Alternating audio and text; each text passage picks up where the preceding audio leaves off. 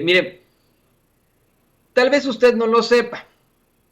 pero la independencia de Haití tuvo lugar muchísimo antes que la de México. Y lo que es más importante, es la única insurrección de esclavos en la historia de la humanidad que tuvo éxito y que concluyó en un gobierno que de hecho tuvo como primeros presidentes, primeros representantes, personajes que estuvieron bajo el yugo de esa tragedia planetaria, la esclavitud. Mucho se ha dicho de cómo es que es culpa de la comunidad internacional esta crisis, este estado en el que se encuentra ese país, Haití, hoy más que nunca tras el asesinato de su presidente. Pero tal vez no se deba al olvido, tal vez no se deba a simple y sencillamente el rezago que ocasiona esa comunidad internacional, sino directamente a la esclavitud.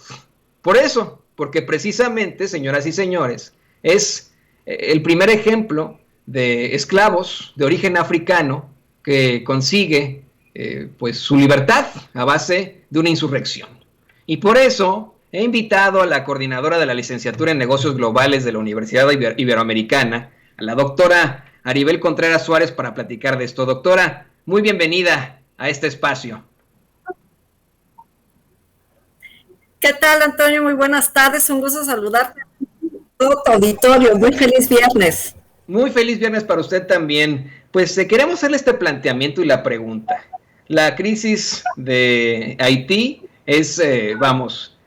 para muchos historiadores, para muchos politólogos, incluso para muchos científicos sociales, que tienen esta idea y esta tendencia, pues es el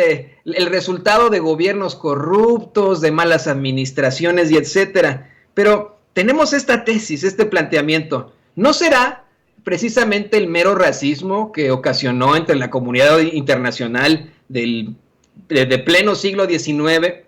cuando consiguen su independencia a principios del siglo XIX en Haití, y vamos, una especie de escarmiento para aquellos que consiguieron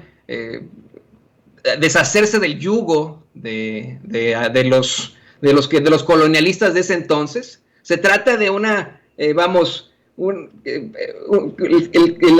la bola de nieve que termina desde ese momento hasta ahora en el asesinato de su presidente.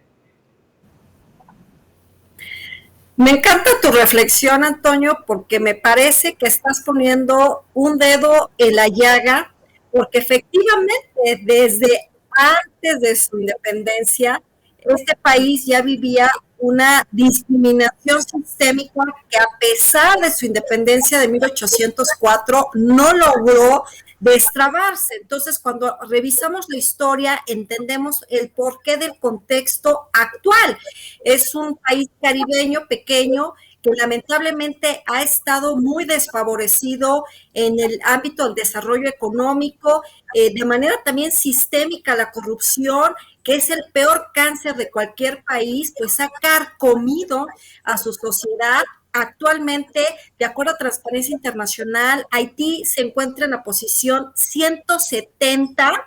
de un total de 180 países evaluados dentro del índice de percepción de la corrupción. Si a eso le agregamos que es un país que lamentablemente se ha enfrentado,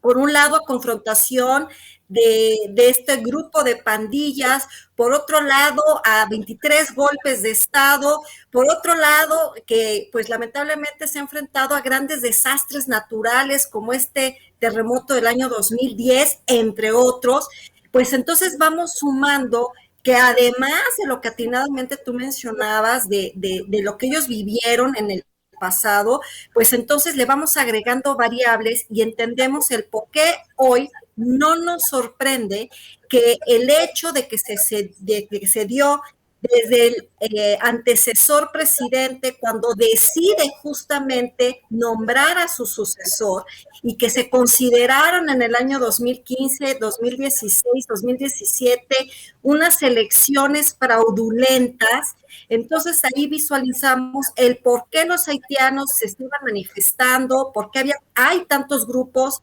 de poder que eran o son opositores al gobierno, y de aquí que entonces partimos, Antonio, a entender por qué hoy este grupo de detenidos que son un gran grupo de casi 30 personas, la mayoría son de nacionalidad colombiana, pues están declarando de que esta situación ya se venía confabulando desde hace mucho tiempo atrás. De hecho, varios de ellos ya llevaban 6 meses viviendo en Haití para poder planear este atentado, y 2 de ellos son de origen haitiano, pero con nacionalidad estadounidense. Todavía no hay claridad sobre quién ordenó hacer este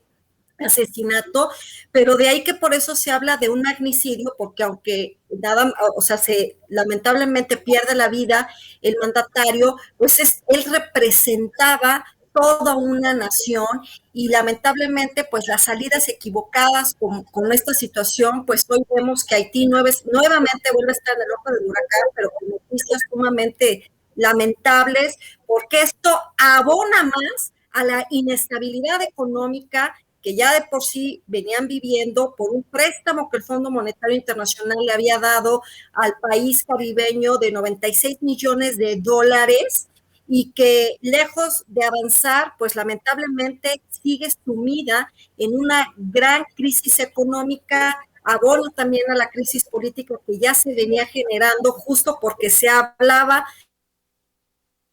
de un país, de un gobierno ilegítimo que